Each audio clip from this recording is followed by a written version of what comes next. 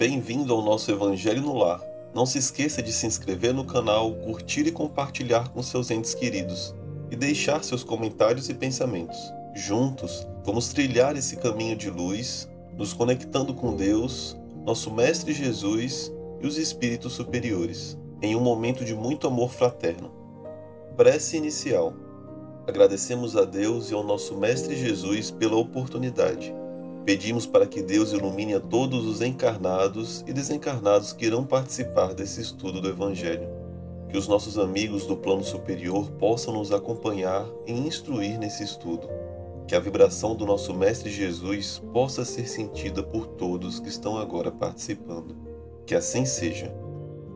O orgulho e a humildade. Instruções dos Espíritos. Capítulo 7. Bem-aventurados os pobres de espírito. Adolfo, bispo de Argel, Marmande, 1862.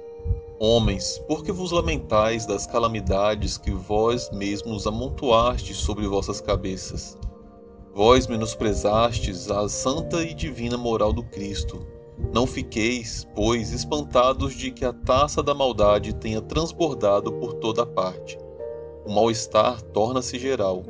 A quem deveis atribuí-lo, senão a vós mesmos, que procurais sem parar destruir-vos uns aos outros? Não podeis ser felizes sem benevolência mútua? Como a benevolência pode conviver com o orgulho? O orgulho eis a fonte de todos os vossos males. Dedicai-vos a destruí-lo, se não quiserdes que suas consequências malévolas se mantenham para sempre. Um único meio tendes para isso, e esse meio é infalível. Tomai a lei do Cristo como regra invariável da vossa conduta, lei que tendes rejeitado ou interpretado de forma enganadora. Por que tendes em tão grande estima aquilo que brilha e que encantais os olhos, ao invés do que vos toca o coração? Por que fazeis de viver na riqueza a razão de vossas vidas, enquanto tendes apenas um olhar de desdém para o verdadeiro mérito, muitas vezes oculto na simplicidade? Quando um rico, cheio de vícios, perdido de corpo e de alma, se apresenta em qualquer lugar, todas as portas lhe são abertas, todas as atenções se voltam para ele, enquanto é muito pouco digno oferecer-se um gesto de proteção ao homem de bem que vive de seu trabalho. Quando a consideração que se dá às pessoas é medida pelo peso de ouro que possuem ou pelo nome que trazem, que interesse podem ter para se corrigir de seus defeitos?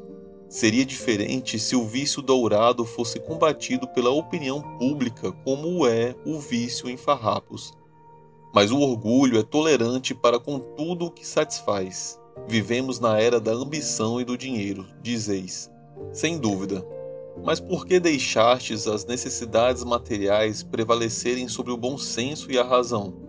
Por que cada um quer se elevar acima de seu irmão? Hoje a sociedade sofre as consequências disso. Não esqueçais que um tal estado de coisa é sempre um sinal de decadência moral. Quando o orgulho alcança o seu limite, é indício de queda próxima, pois Deus sempre pune os arrogantes. Se, por vezes, deixa-o subir, é para lhes dar tempo de refletir e de se corrigirem sobre os golpes que, de tempos em tempos, lhe fere o orgulho para os advertir, mas, em vez de se humilharem, eles se revoltam.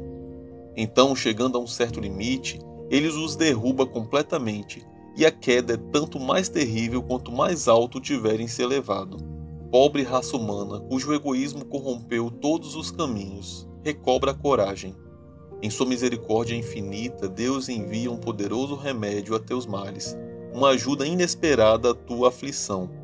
Abre os seus olhos à luz, eis de volta as almas daqueles que se foram, e vem te lembrar dos teus verdadeiros deveres. Elas te dirão com a autoridade da experiência que as vaidades e as grandezas de tua existência passageira pela terra são pouca coisa diante da eternidade. Elas te dirão que lá será maior quem for mais humilde entre os pequenos da terra, que aquele que amou mais os seus irmãos é também aquele que será o mais amado no céu, que os poderosos da terra se abusaram da sua autoridade serão obrigados a obedecer a seus servidores, e que a caridade e a humildade, enfim, essas duas irmãs que andam sempre juntas, são as virtudes mais eficientes para se obter graça diante do Eterno. Vamos aos comentários. Esse texto que vem falar sobre o orgulho e a humildade, ele fala basicamente sobre como muitas vezes nós mesmos somos responsáveis pelas dificuldades que a gente enfrenta em nossas vidas. Porque muitos de nós ignoramos, muitas vezes, esquecemos de aplicar nas nossas vidas os ensinamentos que o nosso Mestre Jesus veio nos ensinar. E o texto vem nos falar que a gente não deve ficar surpreso quando as coisas dão errado para a gente, quando a gente não aplica na nossa vida os ensinamentos do nosso Mestre Jesus, que é basicamente em sermos humildes e amarmos como Ele nos ensinou. E o grande problema principal que faz com que a gente esqueça esses ensinamentos é principalmente o orgulho.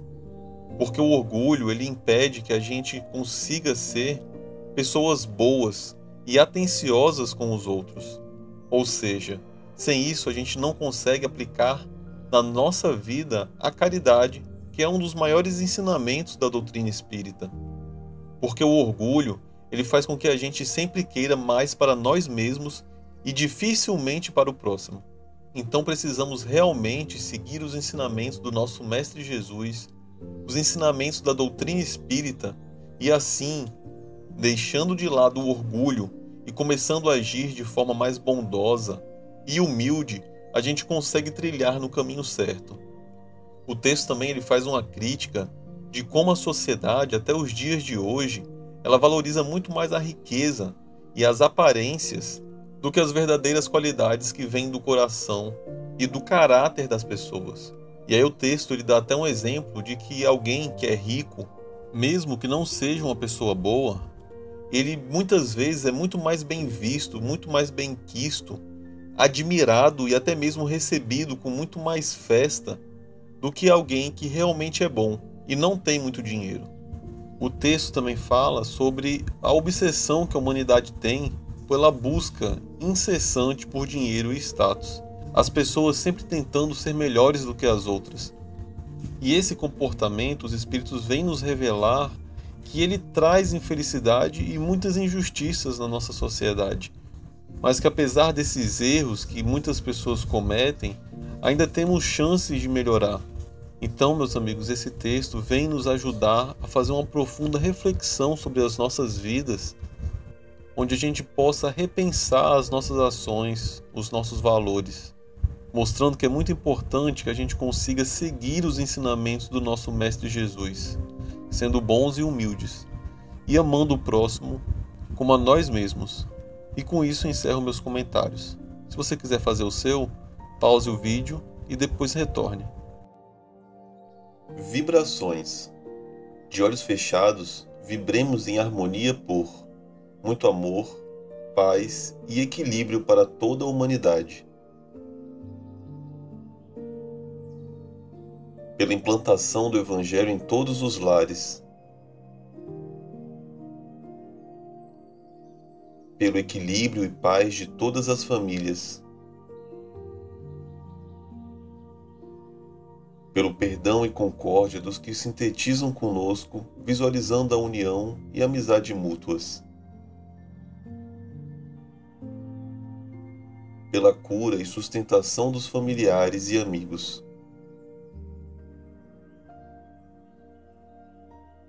Pelos presentes na reunião. Pelos familiares e amigos desencarnados. Pelo lar onde está sendo feito o Evangelho.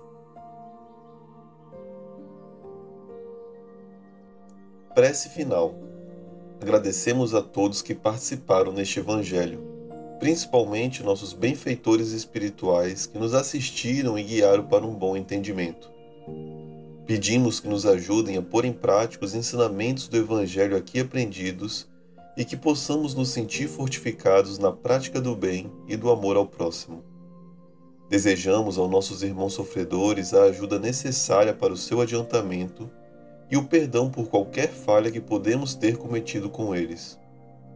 Pedimos que nos livrem dos maus pensamentos e que nos ajudem a não darmos entrada a nenhum mau espírito que queira nos induzir ao mal.